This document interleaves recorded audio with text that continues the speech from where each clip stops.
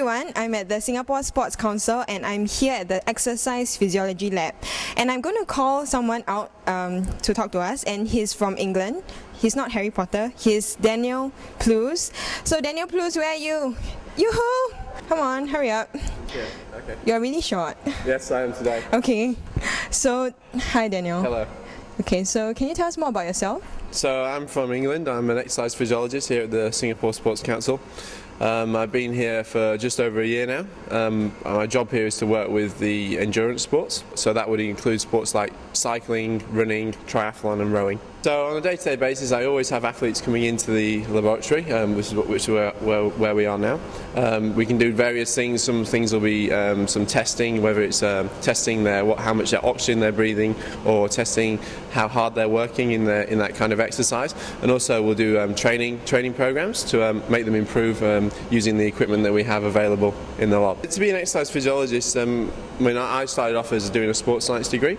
So firstly I did a sports science degree, which was quite kind of an overall sports science, which included aspects of nutrition, physiology, psychology, biomechanics, and then after that I went and specialised to do a master's degree, but just purely in exercise physiology.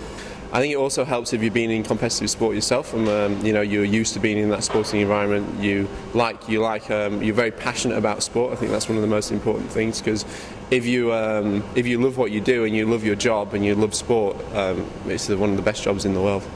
Okay, so enough talk. Can you show us something hands-on? Certainly can. Yes. Is this your fashion headgear? Ouch, sorry. Is this his fashion headgear? What you'll see in a minute is this is to basically it's to hold an oxygen measurer in his mouth when he's going to be exercising on the treadmill. So you're going to put something here? We're going to put something in his mouth, yes. Looks like an alien. Yeah. That's nice.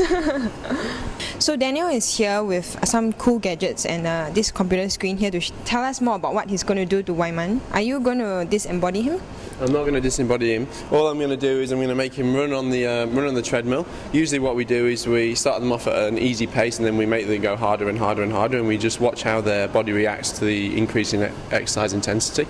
Okay, so can you tell me what's this? So what we have here is it's measuring his expired oxygen and carbon dioxide. So what we have along the top is we have time, volume of oxygen that's expired in a minute, litres per minute, volume of carbon dioxide, and then we have how far above resting he's working. Usually people, as they work harder, obviously that figure goes up. And then we have something called respiratory exchange ratio, which is the ratio between carbon dioxide and O2 oxygen that he's expiring. Okay, so we'll give you the link to find out more. So what this is it measures your VO2. So when you're looking at an endurance athlete, or you're looking to see how fit a person is, we have something that's called VO2 max, which is basically the maximum amount of oxygen a person can breathe in and then utilise to the working muscle whilst they are exercising. So an endurance trained athlete or someone who's very fit would have a very high VO2 max, and generally someone who's got a higher VO2 max would perform much better at major games like the Youth Olympic Games and things like that. Okay, so I understood some part of it. So if Wyman is fit, he's going to have a higher VO2. Exactly. Yeah. Okay, so let's see how fit Wyman is. Okay.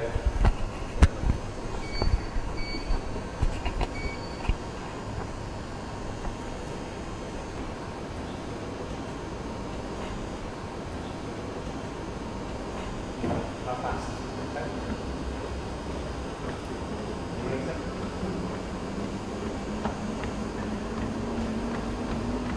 So what would happen in a test is that we'd sometimes do 4-minute stages. He'd run, then we'd take a fingertip blood sample to measure lactic acid in the blood. So lactic acid shows how hard that person is working.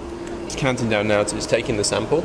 So once it's come down, it will give us a reading of how hard he's working. When you start to exercise, the pain in your muscles, when you feel the pain, it's actually lactic acid that's causing the pain. Well, it's hydrogen ions that's within the lactic acid that causes the pain. So if lactate gets really, really high, this is what makes exercise really, really hard, and it will eventually stop you exercising.